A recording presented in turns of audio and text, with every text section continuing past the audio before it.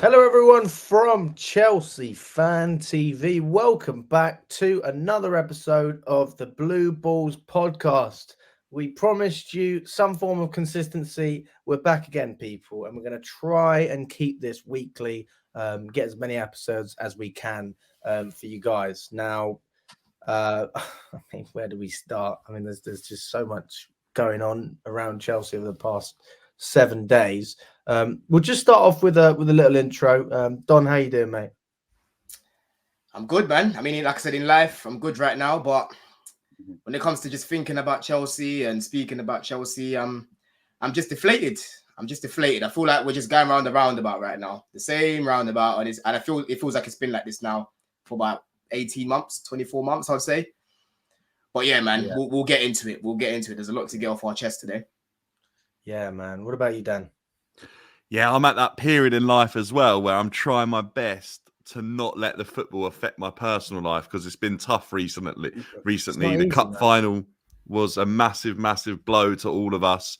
I think because it was there for the taking, we felt like it was possible. And obviously when something doesn't work out, it can be a big hit. So yeah, I'm okay. I'm getting through it. And hopefully, fingers crossed, we can start moving in the right direction sooner rather than later. That's what I'm hoping for. What about you, Kev? As per Monday show, just finished my drinking session, but I've had 2 days on it from Sunday. Oh my days! Man, you should have never done that preview, Kev. It killed me off, man. What can I say? Well, we thought we had it in the bag and we flopped. So, well, life goes on. All I can say is things can turn around quickly. We're one game away from going to Wembley again. So, who would have thought this season that we got potentially going to Wembley 3 times? If we can get over Leicester, potentially we could have Wolves in the semis and get to the final again. You just never know. So we just got to look at this situation from a full glass perspective, because you never know. We could. I'm feeling like it's not the end of the world. Like Liverpool, regardless of them having injuries out, would have been favourites anyway. So we took them to the end, and it was just a shit freaking corner kick that cost us the game, and we lost. Life goes on. All we can do is just move forward. Like I said, for us to get into a final of a cup, that's a massive achievement. Yeah, but we got to talk. After in the pod, we'll talk about how we ended up even conceding a corner because of shit mentality. Sitting back is what cost us, because we had them on the ropes before extra time. They were on ropes. They needed that little break. You know what I mean? I'm still even thinking about it. I was happy with the 90 minutes. I was happy. And to be fair, I mean, I seem to be quite positive anyway, but everyone else was saying the same thing. So, I mean, it was decent.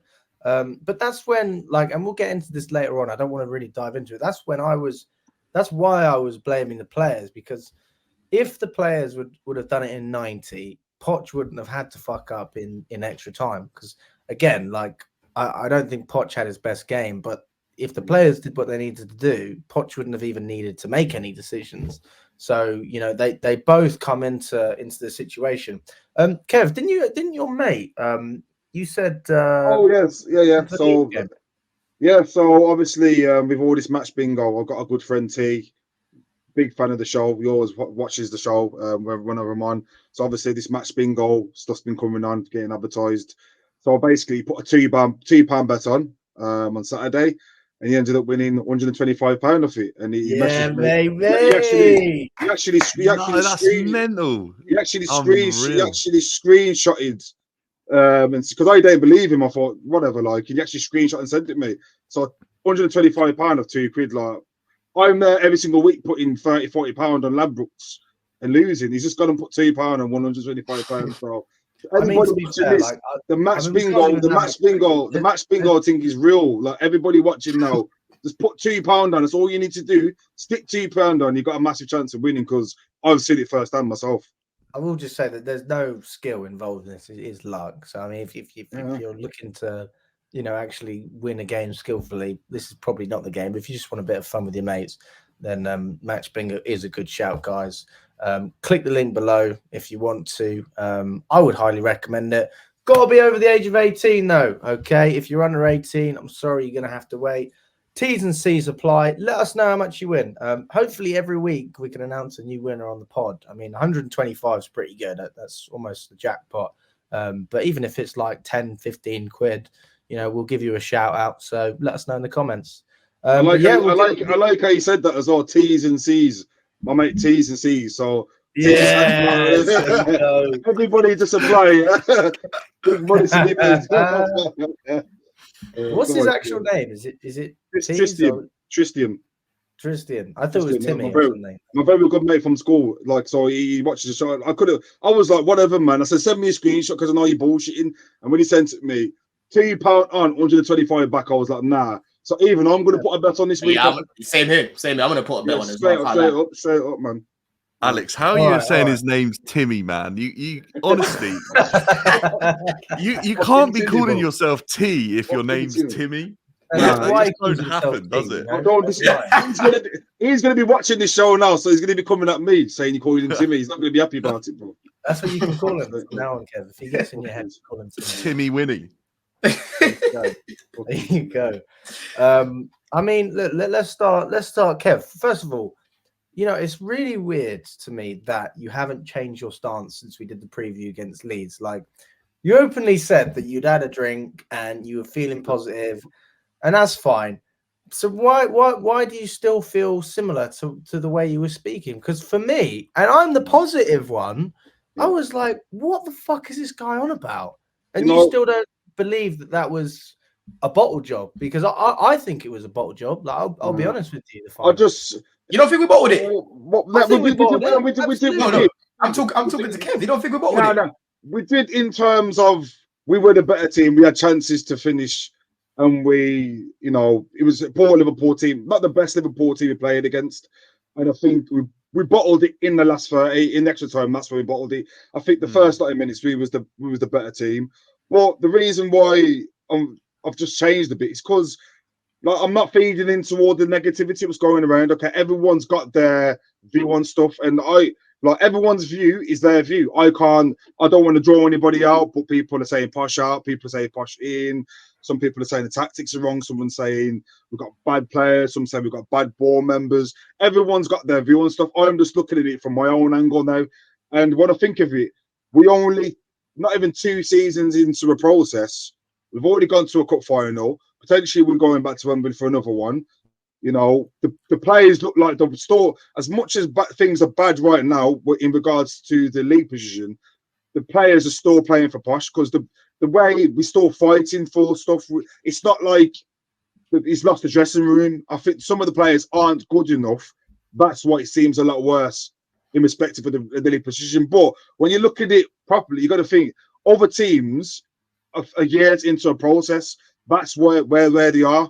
I think this in the summer, it's very vital to where we're going to be going forward, because I think if we go ahead with the same model of signing potential players that we have done the last 2 seasons, we might as well be sitting here. So we're going to be saying the same thing next year. We could have the best manager. We could have probably Tuchel, but whatever manager you want to choose, we're going to be sitting here saying the same thing. If we don't mention Tuchel to Chelsea again, please. That's done. That story's done. Sorry. It's done. It's done. Yeah. Sorry, that's me. But that's me dreaming. But end of the day, it's the manager sets the team up. I believe that we've had chances after chances in plenty of games to win games, and the players haven't won us the games. But if we go ahead and get better players under the system that we've got now, guaranteed would have been higher in the league. So Pochettino is to blame to a certain extent, but he can't fully take the blame. I think if we had better players, would have been better in the league, and that cup final would have been won on Sunday. Dan, let me ask you a question then, Kev. Yeah? Who do you think's more to blame this season? Do you think it's more Poch, or do you think it's more the players? Because I agree. I do think everyone's to blame, but who do you think's more to blame? It's 50-50. It's 50-50. Because you got to think, defensively, we have been poor. I ain't going to sit here and try and talk shit here, basically. Defensively, we have been poor. On set plays, we've been poor. The goal we conceded yesterday against Leeds, crossing the box. Chalobah is basically seen the ball. He's looking at the ball, and the attackers behind him. I teach my 7-year-old kids this in training. When you're in the box, you should be able to see the striker's number in the box. That's just basic coaching. So it's like they're not being coached the right things in training on set plays, especially. Look at Van Dijk's header. He scored a header. We got away with it, and then the same thing again in extra time, lost us the game. That's not a coincidence. So it's Pochettino, and some of his methods are doing us out. But I believe some of the chances that we've created would have won us a lot of games in the season. So it's 50-50. Yep. Listen. For me, I agree with a lot of what you said. Yeah, I think this season, if we take our chances in a lot of games against these low blocks, these teams are going to have to come out and play. You know what I mean? They're going to have to open up a lot more, which is good for us because our players like space, right? But there was a stat at the start of the season, like halfway through the season, I believe, where it was like Chelsea haven't actually gone down by half time, right? I think we've been drawing a lot of games when it got to half time, and then when we come out in the second half, we always look worse. Remember how last season we'd speak about Potter last season at halftime? What was he telling these guys? You know, I felt like Potter was just standing there with his assistant. Remember that assistant? I don't even know my man's name. The guy that, they used to just whisper to each other. The chubby one. Yeah, the chubby one. Yeah, they used to just whisper to each other. You know what I mean? They used to talk about what they're doing at the weekend. Like, how's it going, man? You know what I mean? At halftime, I feel like Potter used to just stand there. Same thing as Poch, bro. I don't know what he tells these lot at halftime because there's so many games this season where if the team comes out and they're not improving in the second half, you have to look at the manager for that because surely you should be looking at what's not working in the first half, right? And change things. And one too many times I've seen shit lineups. One too many times I've seen poor in-game management. You know, I agree. These players, some of them are not good enough to be playing for Chelsea. I totally hear that point. But that doesn't mean that this manager gets away with using them incorrectly like he has most of the season. You know what I'm saying? And like I've said multiple times, these guys are young. You need to create an easy platform for them to be able to grow and develop. And go back to months, bro. On when we beat Newcastle, you would have thought that we lost that game. That video you put up on TikTok, Alex, where I was speaking about Poch and saying this guy needs to be braver. You know what I mean? Look at the other day. Klopp was very brave, bro. Very brave. He told these young players to come on. He told. Hold on, before you come in, Alex. Yeah, he told his players to come on and just carry on playing their game. He didn't tell them to just sit back. We're here now. Let's just play our game. But Poch wanted to be, you know, a little bit safer and you know, let's just sit back and just play for penalties. So the game on Sunday was a clear representation of our season. If you had to ask, if anyone they've been stuck on an island somewhere the whole season and they come back, or how Chelsea got on this season, you would tell them we've had shit mentality. You know, we've been poor in front of goal. We've had poor in-game management. We've had poor lineups, right? That day was an indication of everything that is wrong with us right now. Everything. I think the lineup was good enough to win the game. But if you look at everything as a whole, the missed chances, the poor mentality in the second half, the poor in-game management, it's everything that's wrong with us right now. Do you know what I'm saying? So it wasn't good enough. It wasn't good enough. But for me, I think Poch takes most of the blame this season. I don't think he trusts the players. Simple as that. If you're all over a team like we was, like we had Liverpool on the fucking ropes most of that game, yeah.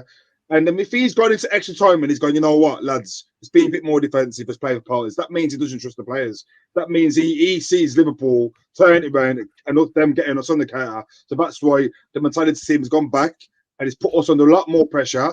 And we've them the game basically just turned around on his head. So. And it's the same thing as like what he did against Man City. He made those changes a little bit too early. And I came on here, bro, and I said, listen, there's only so long you can sit back against Man City doing that. And if the game went on for another 5-10 minutes, we would have lost that game, right? And it's the same sort of mentality that he had against Liverpool. So this is not the man to be taking us forward, man. You know, everyone was skeptical about Poch winning things before he came. So was I. But one thing that I expected him to do was at least stabilize the ship. And he hasn't been able to do that. You know what I'm saying? So let me ask you this. I've got two questions. I'll start with Dan because I haven't heard from Dan yet. So the first question is this. I interview so many people, especially older fans, that I get this from. And I think, Kev, you said this as well. He needs to get into the plays. He needs to dig them out more. He needs to be more aggressive. Why are they not showing their hunger? He needs to get into them at half time. And I don't think Poch does that, to be fair.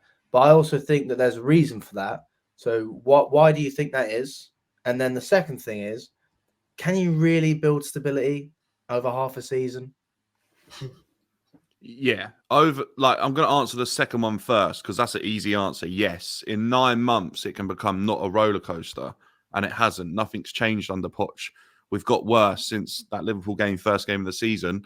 I don't think we've been close to that really in many games. I'm not sure I can even name one off the top of my head where we've got close to that Liverpool performance for 70, 75 minutes that we had that day. We controlled that game against Liverpool. We've played them twice since, and the game's been chaos. Pochettino's lost any control on the team. There's no stability on the pitch, which means there's no stability in the team week in, week out. The injury problems obviously hinder the stability the side can have and Pochettino's options. But for me, yes, there can be some sort of stability in terms of what he's expecting from his team and how they're going to turn up and play. Every single week, every single Chelsea fan I speak to doesn't know what to expect or what Chelsea's going to turn up. And that should have been corrected by now. If we're speaking about the first point about Pochettino trying to get into his players and the mentality, that's where I think he's not good enough for me. And I think that's what all the elite managers that have done well at Chelsea have had. The managers without the elite mentality are the ones that have shriveled up and ended up with a sack and leaving with their tail between their legs because they haven't had the mentality it takes to be winners at a club like Chelsea. And for me, Pochettino's shown nothing. That final was the nail in the coffin for me. For him to come out and say he didn't tell the players to play for penalties means that someone else did and he let it slide. He let it go. This guy's the boss. This is the gaffer. Do you think Fergie or Mourinho or like manager Pep, Klopp, do you think if someone in the team said, let's play for penalties, they'll turn around and say, do one? We ain't playing for penalties. This is here to be won. Liverpool got a bunch of kids out. No, but we had a bunch. We had a bunch of kids out as well, though, didn't we? But we had a bunch of kids with a lot more experience. With a lot more experience. I want to say a lot more experience. Hang on, guys. I don't care if Chelsea had a bunch of kids out because we've had a bunch of kids out all season. Liverpool's kids have played 4 or 5 games in their whole career in terms of men's football. No. But what you got to think is that they've been. This is what I said the other day. They don't get twisted. Just because they played that game Sunday, they've been training with the first team for months and months and months and months and months. Trust me, Kev, I don't care. So they're getting brought into it. It's not like this is team being put together. Have been playing every single week. In the Prem. Every week. We've got World Cup winners that are young. Some of them are 22 years old and they won a World Cup. I don't want to hear it. I don't care how young our team is. In terms of experience, we were the experienced side at the weekend. Like, it's not good enough. That's like the fourth game in a row. You got Virgil van Dijk. Virgil van Dijk himself is the... they've got... They still had the core.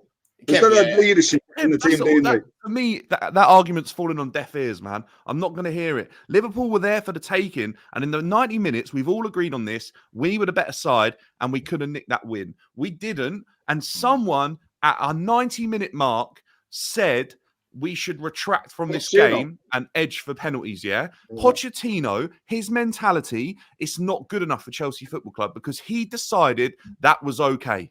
He's not a winner. A winner says no.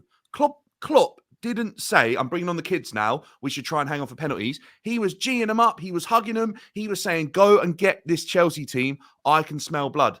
And within 118 minutes, they'd done it.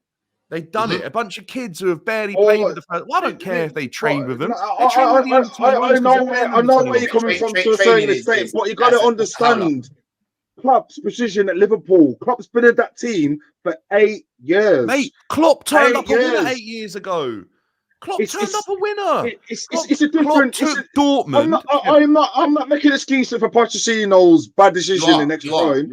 You are. I'm saying this, man. I'm saying that Alex Liverpool asked about well-drilled fucking team, and they've got players that can come in and go straight into a system because they've been training for years and years and years to come in and do that fucking job. Hang on, Kev. Pochettino's still finding his feet. Pochettino's come into a team full of new fucking players, and he's still yet to find his feet. Pochettino's not going to be giving them hugs because he doesn't even know them all yet. Kev, how many players did we sign in January? Kev, how many players did we sign in January? None. He knows every player then. He knows every player. I can't believe we know every player. He doesn't know every player, Kev. Like, what do you mean by that? He doesn't know him in and out yet to be like. See what Klopp with the youngsters. It's a different kind of. He's part of the furniture. Let's say he's part of the environment. Klopp is Liverpool. Pochettino hasn't built that relationship yet within the club. If you see what I'm trying to say, Klopp's probably known them kids, that Dans and that since they was 8 years old, straight through now in the first team. So he knows them. What's that got? I'm sorry, Kev. Yeah. What's that got to do? What's that got to do with the fact that these kids, right? Number one, have numbers that are like Serie A numbers. Number 55, number 60, number 80, 73, number 73. Like yeah, numbers. It doesn't matter what numbers they are. Big numbers like that. Where they most of these guys, a winger, man. You know that. In it, most of these guys were played up against. I think they played against Sunderland or something like that. Yeah, in the Premier League 2. In the Premier League 2, right?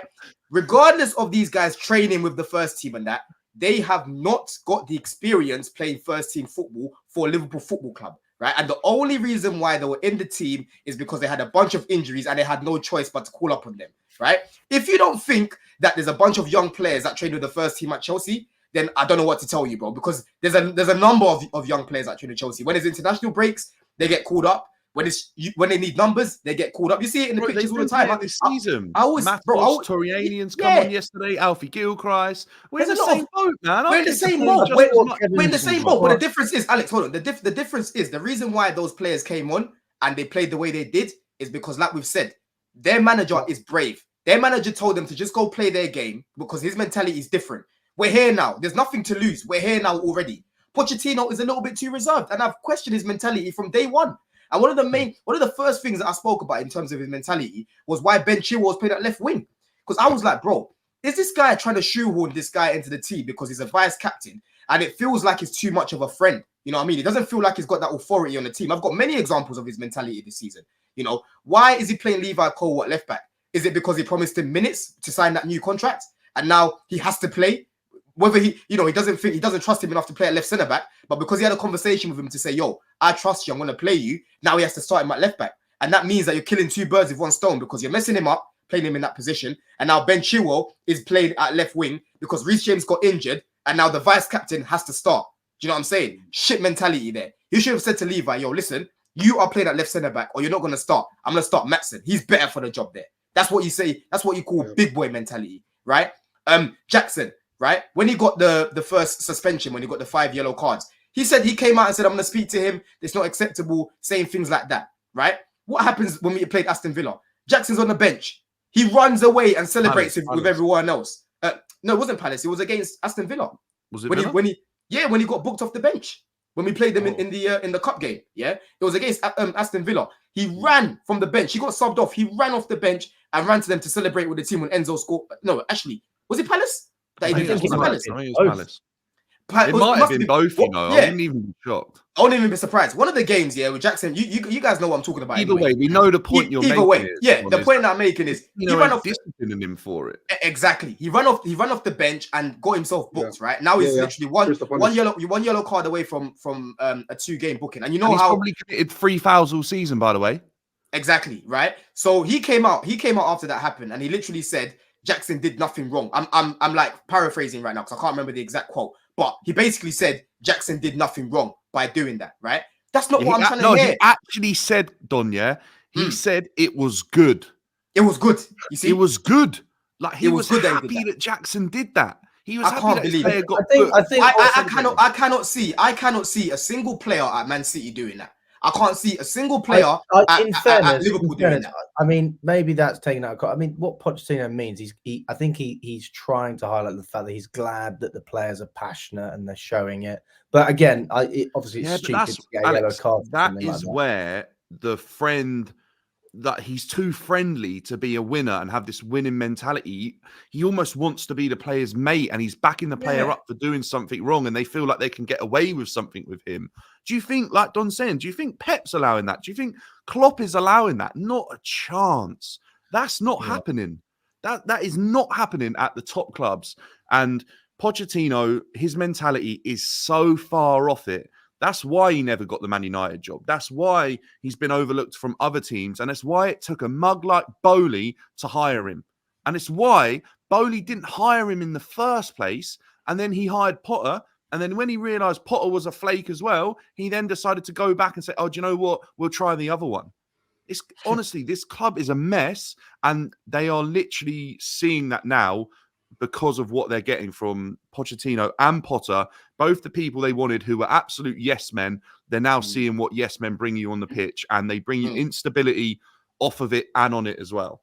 Look at the difference with mentality. We literally just had a guy in Tuchel. Yeah, for me, Tuchel was overrated by the fan base. I thought he did really well when he first came in, but towards the end, tactically, he was dying week by week. Yeah, the home form actually under Tuchel was very questionable, wasn't it? Yeah, towards like his last few months in the exactly the tactics, the lineups. Don't forget, we nearly ended up in the top 4 battle as well in the end. Before, if there was a few more games, boy, we might have made top 6, not top 4. Do you know what I'm saying? With how he was playing, it wasn't sustainable football.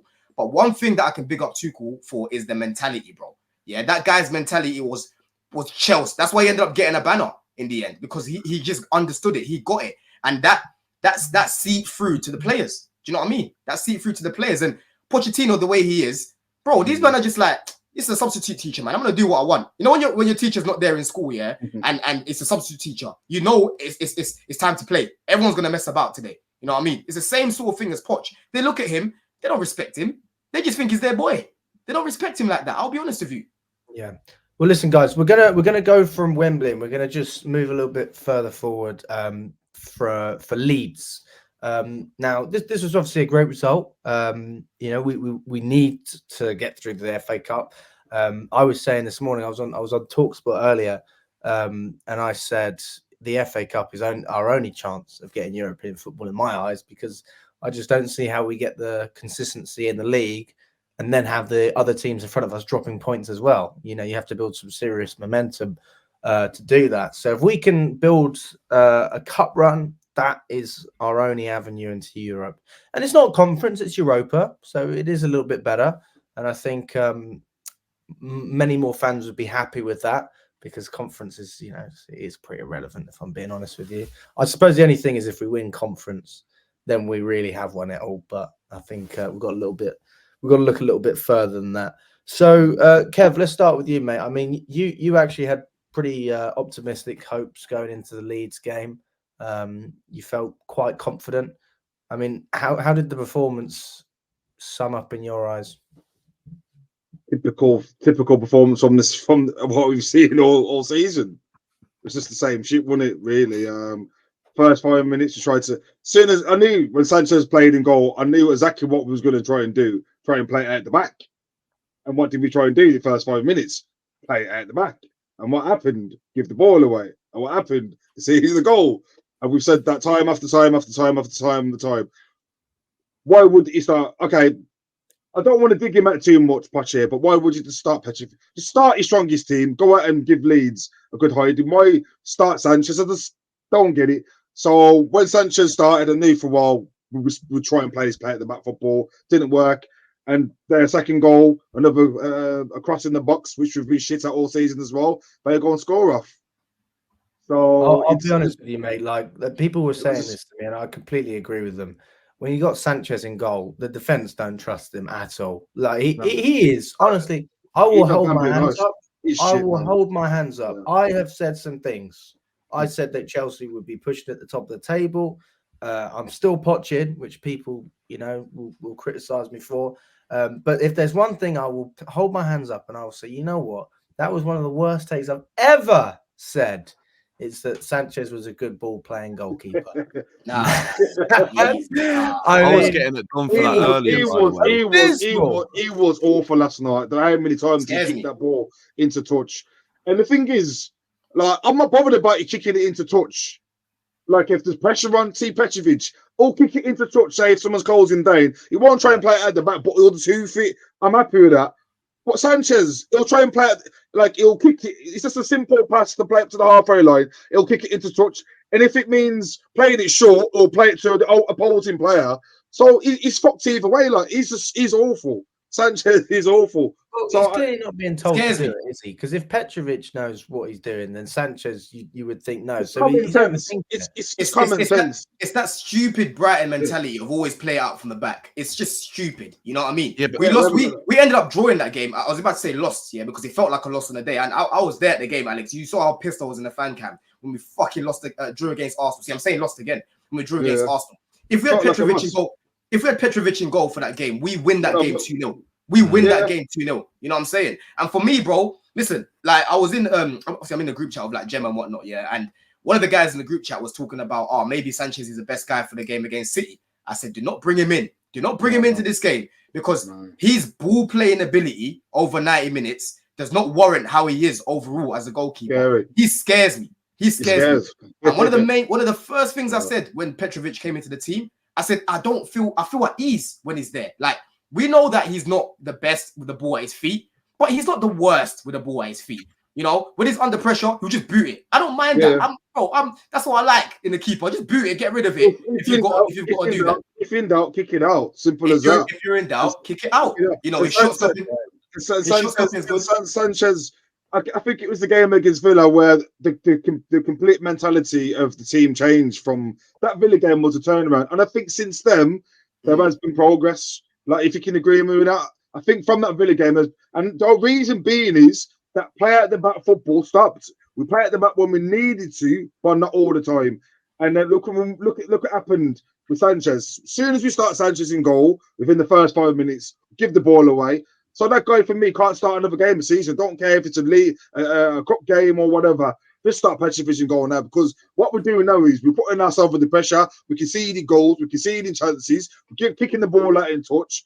And these are the things that we need to stop doing. For us to be a better team, sometimes you need a good goalkeeper, and I think Petrovic has given us that stability. So for me, now Sanchez has got that's it. I think his time is done, man. Petrovic number one. He's number one for me. Can I just say something on that with the Petrovic Sanchez thing? Like, straight away, I don't have any disagreements whatsoever. Sanchez, I don't think should be in a Chelsea shirt again. To be honest, come summer, I think we should be moving him on. I just think he's clearly not good enough. There's a reason at Brighton he got dropped for a geezer no one had ever heard of, when Sanchez has caps for Spain. Like, he just wasn't ever going to work for Brighton as well. He's come into Chelsea. He's looked shaky every single time he's pulled on a shirt. I'm just not having him at all. But what frustrates me, and this is why I have questions again with the manager, is that every single time we've played a team that's going to press that high up and counter press all game long. Leeds again, Daniel Farke, the manager, German. That's how he's setting his team up to play. Pochettino plays into their hands. And not only that, last night, against Leeds, he changed it and he put his defenders literally on the 6-yard line, or like just close enough to Sanchez so that we could play out. And within seconds into that match, they'd already scored. And then all of a sudden, you see Sanchez trying to swap Disasi for Caicedo to play out. And it's this absolute mess. Where's the leadership coming from the manager being like, hang on a minute, don't change that. And also, before the game, wait, I've done well. I think my team's been fantastic for the last 4 weeks, is what he's quoted about saying after the game. Why are you then changing it? Because you're bringing in a different goalkeeper. Like, he can't stick to any game plan. He changes it all the time. His head must just be a complete and utter confusion zone constantly. I don't see any consistency in what he's trying to do. The thing is, though, what we want to see is, as fans, I was fed up with this play at that back shit from Arsenal. That Arsenal game should have been the last game that we trialled this play at the back shit, because it wasn't working from then. We continue to play. It hasn't worked. And it's like a penny dropped against Villa, and that was it. We got the ball up, players are taking risk, getting forward, and what happened? We're going to win 3-1. And then after that, we see a bit of consistency with the play. But now, since the second half of this, with the Carabao Cup, the last 30 minutes, we've reverted back to the same shit, sitting deep, playing at the back. And it's continued into the Leeds game, which for me is like baffling. Like, why are we going back to that again? Well, we weren't playing out of the back in that part of extra time like we were against Leeds. No, but I mean, we were sitting back. We were sitting back. But sitting back and playing out from the back are two very different things. Yeah, of course. But what I'm trying to get to is why are we not taking risks like we was the games before that? Just taking well, risks, that final, we know why. Obviously, the gaffer is a bottle job. There's no doubt in that at all. He didn't want that team to take risks, and he's coming out trying to deflect it now, saying someone else said it. But he didn't want to take risks, man, because he's taken risks before, and it's bit him, and now he don't want to take him again. It's as simple as that, and that's why he's never won anything bar one cup final with PSG. But going into this Leeds game, right? Going into this Leeds game, because nothing's changing with Poch. We've got this guy in charge. He's been doing the same thing all season. And actually, we've been saying the same thing now for a couple of weeks on this podcast. Is his mentality is awful. He's making the same mistakes. We're not seeing consistency in how we should be setting up as a team. What is just frustrating me so much is his lack of ability to settle and decide how he wants his team to play, because actually, I've watched this game back against Leeds. Our 3 goals are actually great. And I feel like, is that the players on the pitch improvising in that moment? Or are those instructions coming from Pochettino? Because I'm not seeing enough evidence to suggest throughout the rest of the game that the team are trying the same thing over and over or attempting certain patterns of play. It's like these goals come from nowhere. And I don't feel like they're coming from Pochettino. I feel like the players are having to improvise in certain moments. I do think it's individual brilliance, because how we play over 90 minutes, I don't see a sustained style of play. I don't know how we play. You know what I mean? At the beginning of the season, it was quite clear. When we played, like I said, when we played Liverpool, there's a few games, Arsenal, Man City. It was quite clear to see what we was trying to do. But most of the time, I don't know what we're trying to do. I see us trying to improvise a lot. You know what I'm saying? So I think you're spot on, man. I think you're spot on with what you say. I think a lot of individual brilliance has saved him. Gallagher's goal was very good, very, very good. Yeah, Enzo did unreal as well. Enzo did unreal, and that's what Gallagher can offer you off the bench. Jackson's goal was unreal. Gallagher's goal was very similar to Lampard's goal against, was it Bayern Munich in the Champions League? Probably before your time.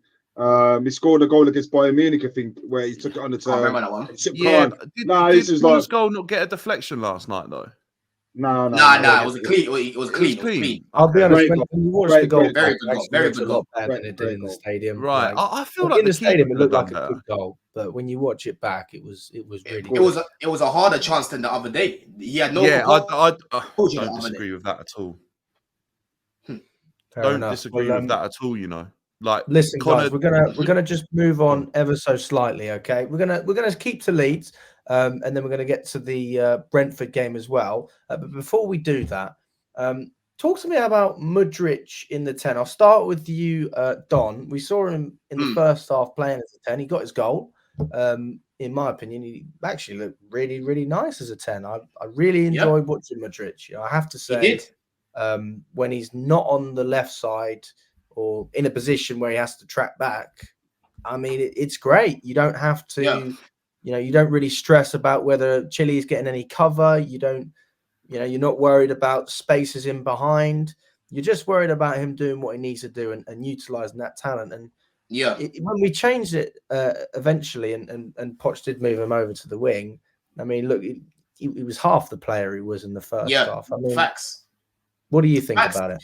Yeah, bro, listen, before the game, when I saw that he was going to be in a 10, I actually complained about it. Because if you guys remember, when he came on against West Ham when we lost 3-1, he came on the right. And then during the game, he went into the 10.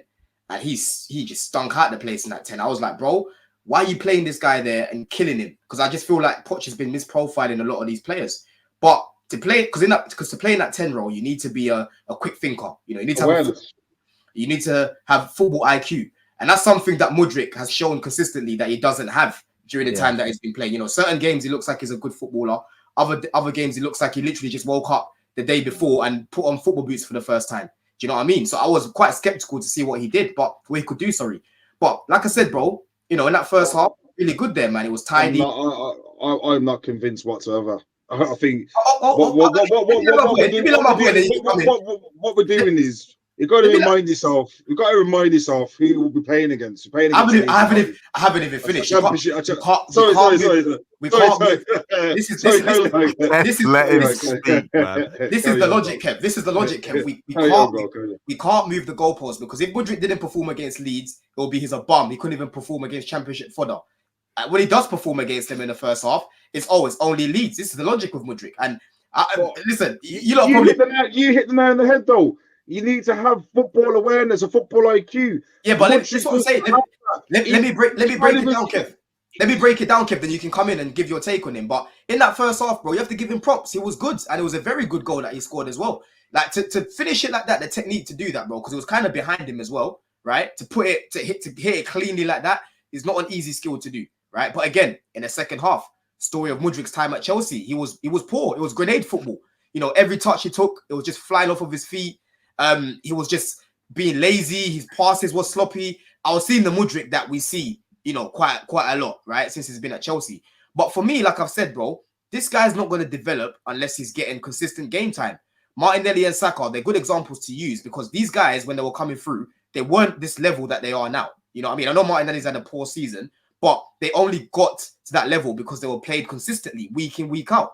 Mudryk he's only completed 90 minutes twice in 44 games, bro. You know what I mean? It's not good enough. It is really not good enough. And before he joined Chelsea, he literally didn't even have 50 games as a professional footballer. Do you know what I'm saying? And you guys have probably seen the video floating about of me talking about Mudryk and Martinelli and whatnot. For me, I think Mudryk's raw ability is really good. There's a lot of attributes that I like in him that I think can be refined later on. But it's only going to get refined if he's played consistently. He's not going to develop without game time. I think Alonso are doing well, personally, next year. I think if it's a better season away, and just, like you said, got game time.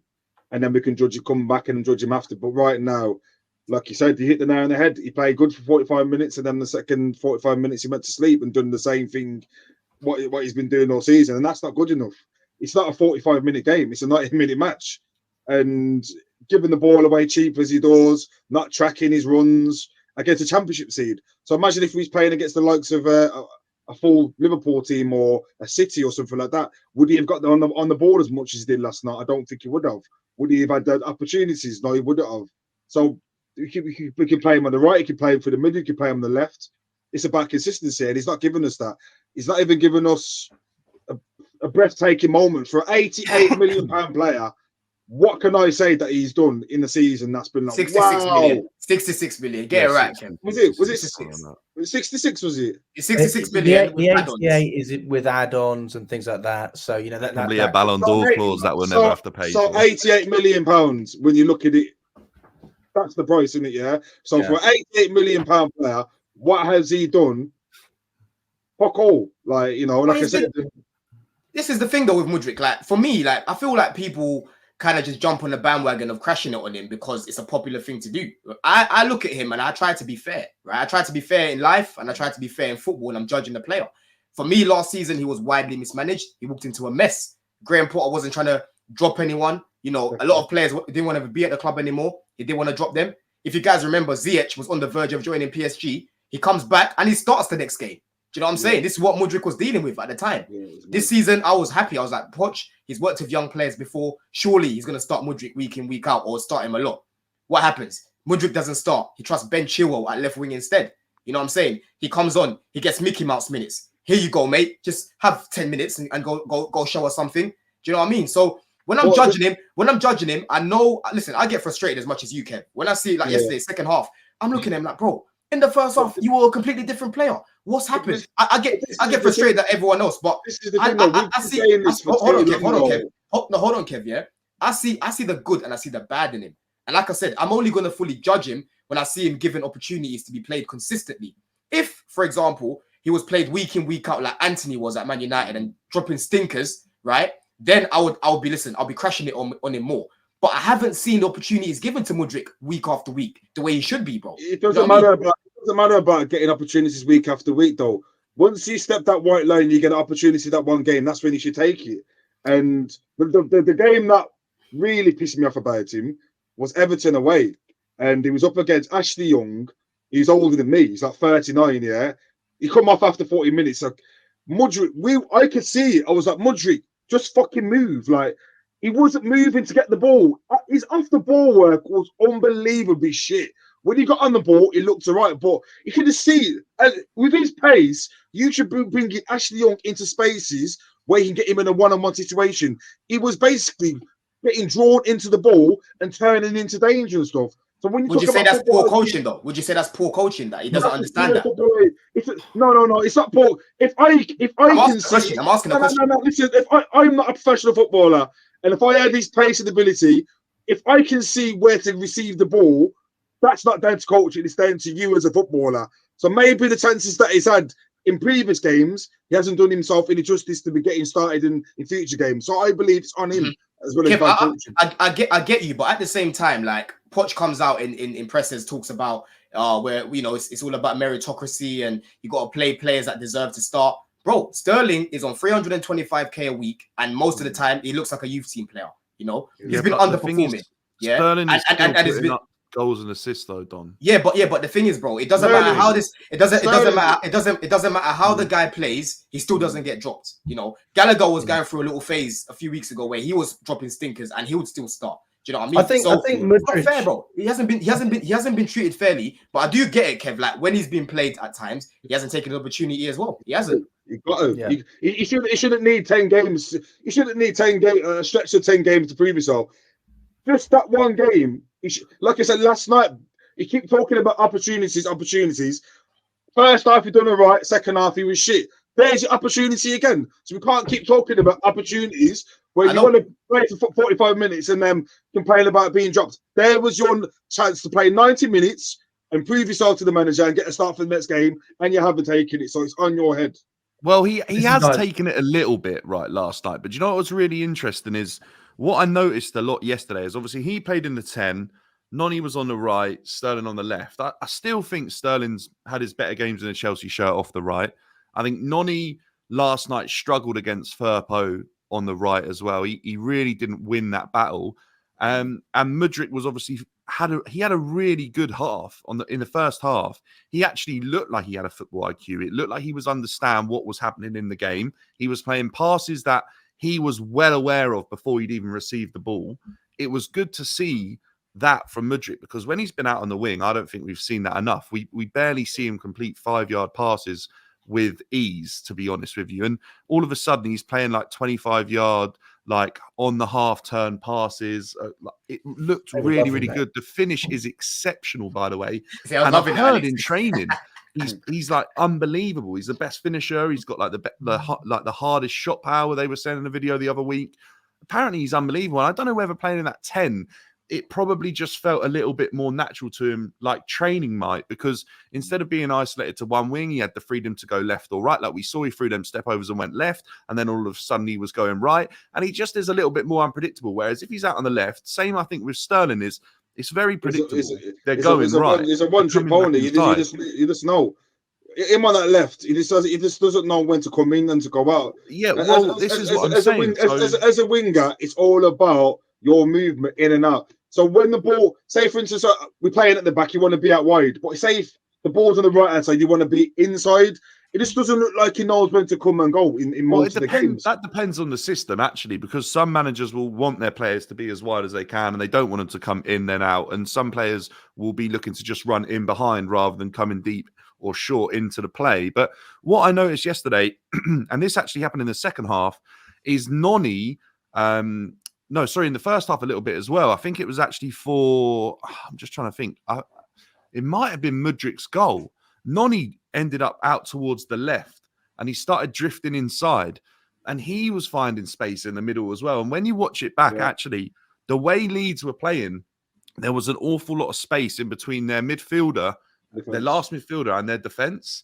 And that was where the space was. They actually dealt with our wingers pretty well, but Noni obviously come inside, found a bit of room, and was able to play that pass out to might have been Gusto, and then Sterling ended up getting the assist for Mudryk. Is that right? Yeah, it was. Yeah. Yeah. So all of a sudden, stuff started to happen when they found their space was probably in that gap. But they're there. They're on the pitch as wingers, and they're there playing, looking to take people on. And they're not doing that job, and they all ended up having to come in that gap. I'll make it a typical example of how it should be, and I'm going to run it back a few years. Remember when we had the era of Mata, Oscar, and Hazard, the three amigos? Different players, Kev. No. That was different players. You can't compare players. But when did you ever see There was always rotating. There was one was inside, one was there. So a bit like Mudryk, like you just said, when he received the ball after, there was always moving. They were at a different level, man. That's not down to tactics or anything. That's down to your football IQ. That's when you know when to move. No. That's down to some tactics as well, and you can't put them players in the same boat. It's down to football IQ. You're talking about Juan Mata, 2-time player of the season. You're talking about Eden Hazard, one of the best players to ever do it. And you're talking about Oscar, I'm just using the example of how they receive the ball and where the positions they take up on the pitch. That's what I'm trying to say. So that's down to the player as much as the tactics. Because me as a player, I don't have to the manager doesn't have to tell me where to receive the ball. I should know when to move for the ball. And that's through Mudryk. I don't think Mudryk has got it yet. And that's why I believe Kev does have a point. Because I can't remember what game it was, where I was at the bridge and Enzo was shouting at Mudryk, like, yo, like make that move, like, make that run, like go in behind. And it's frustrating. And it's frustrating when Mudryk does that, because there's times where he does do it, right? And there's other times where he's just like jogging about. He needs to do it. You know what I mean? He can do it. There's nothing stopping him from doing it. Yeah, and this is the thing. But Kev, he doesn't always get it. Like he's not always switched on. And I just want to go back to something I was saying earlier as well about Sterling and the fact that Poch never dropped Sterling. For me, Mudryk and Sterling are actually, you can really compare the two, because when they have a stinker, it's a fucking stinker. And that's the way I feel about both of those players. Like you have players that have off games, and then you have a Mudryk and Sterling off game, and I'm just like, Jesus Christ. I remember when Mudryk came on, I think he might have actually started against Middlesbrough when we won 6-1. And you can win 6-1, and he was horrific. He was horrible. He was the worst player on the pitch. Terrible, man. You're thinking to yourself, hang on a second. He got dragged. You can't perform when we shit. You can't perform. We're winning 6-1 for crying out. This is a tennis match. It's not a football match. And ultimately, we've got too many individuals that are in one team. So we talk about tactics. We can talk about player mentality. It's the recruitment as well. I mean, and the reason we don't speak about it enough is because it all comes down to what we see on the pitch. But Pochettino's only working with what he has, you know. And that's the way I look at it. You know, you cannot change a squad mentality straight away when you have so many players that have just come into the squad straight away. They don't even know what it means to play for Chelsea. I mean, I've said this over and over again, from the top to the bottom. Nobody knows what it was like to be here 3 years ago except Thiago Silva, Ben Chilwell. I don't even know if I've missed anyone else. Reece James. Gallagher doesn't fit into that. He was at Crystal Palace. Where's the proper Chelsea attitude? But listen, guys, before we round it out, I do just want to touch on Brentford. I'll start with you, Dan. I mean, how do you see that game going? I've been to Brentford a couple of times. For me, whenever we play Brentford, especially away, it almost reminds me of Stoke, in a sense that it's never a nice game to watch. They never make it easy. They try and make it physical, and you know, lots of long balls, trying to get Tony to get in the head, lots of set pieces as well. How can you see that game turning out? I thought you were going to say because of the kit, but it's going to be tough, right? Isn't it, against Brentford? Because one, we don't know what to expect. Like, what's Pochettino going to do? Just sort of touching on the last point is, it's almost taken him misprofiling Mudryk for that game to actually get a tune out of him. So now it's going to give him confidence to misprofile other players and hope that it works. So I'm worried about what else he might try. It might be that is the right profile. I mean, well, maybe it is right. And but he's not going to start ahead of. He's not going to start ahead of Gallagher. He's not going to start ahead of Gallagher, right? And I don't know what to expect, because a team like Brentford at the moment are a team that are there for the taking as well. They've not had a great season. They've not been great. They've shown a lot of inconsistency in the way they're playing. There's a lot of weaknesses. I think the majority of that's down to Tony being out for a few months. To be fair. Well, they've still been rubbish with him in the side. So yeah, even with Tony as a team, they're not good. Obviously, Tony gives them a threat that potentially they haven't had all season. But in terms of scoring goals, they've actually been okay. They have the right winger out as well. What's his name? He went to the African Cup of Nations. So you can't make excuses up, but they have had two of the key players out for big chunks into the season. I'm not making any excuses. Brentford haven't been good this season. They beat us without Tony, by the way. But they've beaten Chelsea, right? And we didn't turn up for that game at the Bridge. I don't need to make any excuses. Brentford have been, quite honestly, in some games they've been shocking when they've had their best players available, and they've also been really good at times. They're having a pretty much an inconsistent season, but in recent weeks they've been there for the taking, and teams have shown that. And I genuinely think that Chelsea should be turning up to that game quietly confident. However, because of what our away form suggests in recent weeks as well, that's why I think we could be confident about going into that game. I can't trust what the manager's going to do. I can't trust that he won't play a 4-4-2, sit us back, ready to counter-attack, Cole Palmer false 9 or something like that, or Jackson left wing, because he is now finding him out on the left wing in some games. And I just don't know what Pochettino is going to fancy for this Brentford game. And ultimately, if we go and set up against Brentford how we did against Man City, how we did against Villa, I don't think we're going to get the result. But every single time you set up against a team like Brentford that will be willing to hit you on the counter-attack, and they're going to be the team that sits back like they did at the Bridge, we aren't able to break them down. So I don't know what to expect, to be honest with you. Poch is a scary man, because I remember that. I remember exactly how he set us up against Brentford. Yeah, before I even go in on the game. Yeah, Brentford have lost 10 of their last 12 games. By the way, they've lost 10 of their last 12. Yeah, that's the record that we're up against. Tony's right now. Been back since Jan, by the way. He's been back for a minute. Okay. With last time when we played Brentford, he had Gusto and Reece James on the bench. Fair enough, these lot just came back from injury. But I think there was like a game before that where they didn't play as well, right? He started Disasi at right back. He started Madeuke at right wing, right? So Madeuke was isolated. If you remember in that first 25 minutes, we should have been at least 2 goals up. Sterling missed a chance which should have been in the back of the net. That first half, I was crashing it on the players. Second half, we go down. What does he do? He starts panicking. He brought on Reece James. And then there was no patterns of play. It was get it to Reece James and just try to hit it across goal. I remember that game like it was yesterday, because that game got me angry the way we was playing. I was angry at the players and I was angry at Pochettino, because in that second half, it was not good enough. That goal we conceded as well, that last goal after that counter, when they basically just walked it, they just literally walked it into the net. Bro, that's the game when Maatsen just got thrown away, innit? It got thrown away like a paper plane. You know what I'm saying? It got thrown away, yeah? And even that first goal they scored was from my man, the centre back, running all the way forward, and there was no one at the back post. Everyone was just ball watching, and then it just ended up just heading it from bare close. And this is the thing. So you've hit the nail on the head. Like, if we're not ready for the set plays, if we're not ready for the crosses and to do the dirty work against Brentford, and Alex, you was right with your Stoke kind of comparison. And Kev, before you land on that point, don't forget how that cross even came in. Cucurella shouted at Sterling for not tracking back. Yeah? When he whipped it in, Sterling was walking back, jogging back. You know what I'm saying? So listen, I'm with Dan on this one, man. I'm not confident about this game. I'll be honest. I don't know. If we're not ready to do the dirty work against Brentford, we've lost the game. Put it like that. If you're going to stand up and do the dirty work, and and I think Pochettino needs to get into the head, because off corners and set players have been awful. So they've got to be fully aware of what and expect what's coming. Because if we're not, keep saying like the dirty work and things like that, Kev, right? But against Brentford, it takes a little bit of quality as well, mate.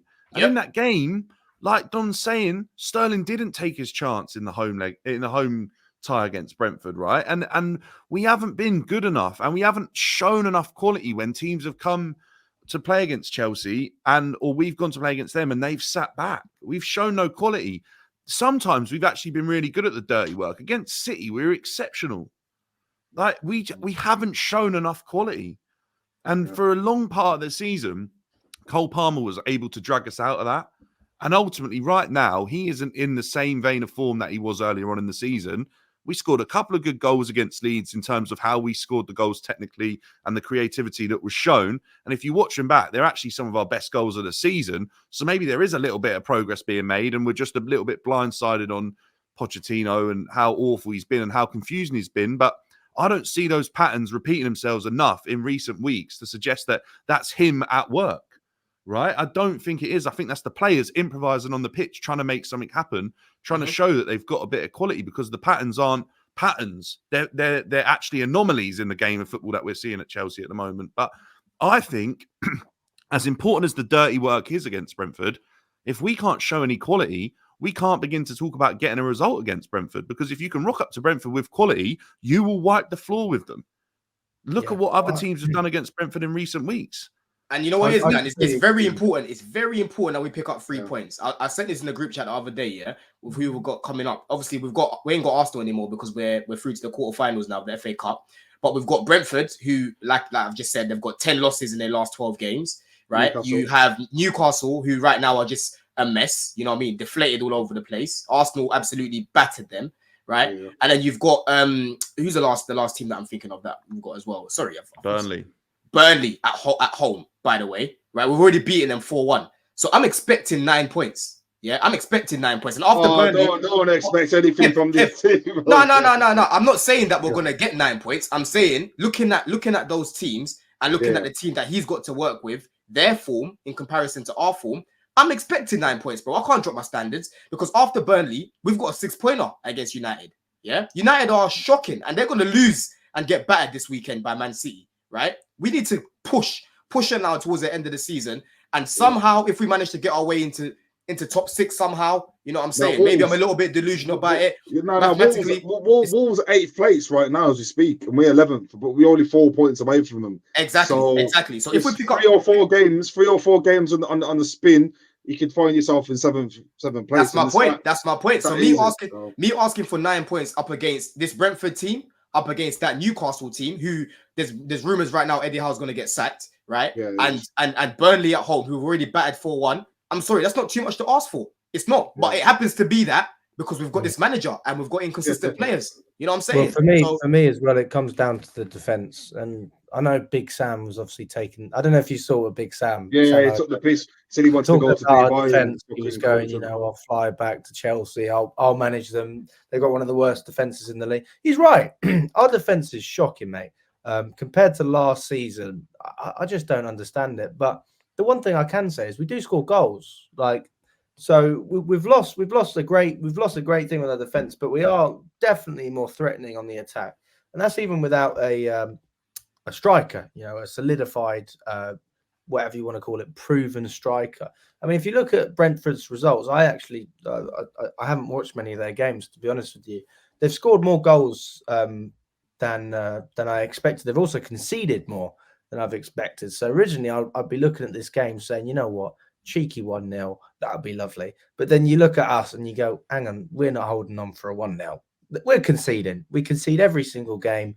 It's going to happen again. So we've got to outscore them. So ultimately, this isn't a game where it's a snatch and grab. We talk about doing the dirty work. And I mentioned Stoke. I mean, actually, when you put it like that, it's very different. You're going into this game having to outscore Brentford, knowing that you're going to concede goals for whatever reason. That might be lack of quality. Set plays all across. Giving the ball away. If Sanchez starts, it's because you don't trust your keeper. But we know Petrovic will obviously start that game. And then ultimately, do we know that? Do we know that for sure? I don't think we can comfortably say that we know Petrovic will start. Easy. I don't know. I don't think he's a scary man. Confidently. He's only give Sanchez a game. Alex, it's an FA Cup game. Alex, bro, this guy had Disasi at right back. Yeah, I was looking at Disasi trying to help Madeuke. Madeuke was that was one of the worst games Madeuke's had in the Chelsea top, yeah? Because every time he got the ball, he was getting doubled up on, and Disasi wasn't helping him. I could see that within the first 5-10 minutes. This guy took ages to change it. It's not going to happen on Saturday. It was going to be a different type. But the point is that this manager is unpredictable, bro. You don't know what he's going to do. You don't know. Yes, that is true, but that could work in our favour because Thomas Frank's not going to have a Scooby-Doo out to line up against us. I mean, that could be a positive in itself, but we'll see. I mean, listen, we're going to round it up there. Honestly, guys, another great pod. Really nice pod. Guys, let us know in the comments what you think about the pod as well, and also, do you think we should go for longer? Just putting it out there. If you think we should, let us know in the comments. Because I always feel like when we end it out, we don't have enough time for actually what we want to speak about. We almost speed through topics, and then we get to the hour mark, and it's like, bloody hell. I've probably got another half in the tank here. I was going to say, and Kinky, what do you think about him? But it's too late now. Just a quick one on Nkunku. Even though he's been back, I've said it. He doesn't exist to me. Until I see him fit for 3 months, him and Lavia, he doesn't exist. They don't exist. I'm done with Nkunku now. He doesn't even play for us. He's dead.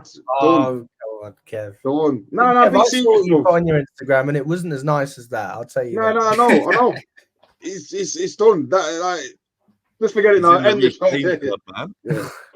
All right, guys. Well, listen. Honestly, pleasure having you guys on. Thanks for coming on. Check out everyone's socials. We've got Kev, we've got Dan, we've got Don. I'll leave any links in the description as well. If you haven't already subscribed to the channel, please do. And all the best, guys. We will see you very, very soon. All the best and up the Chelsea.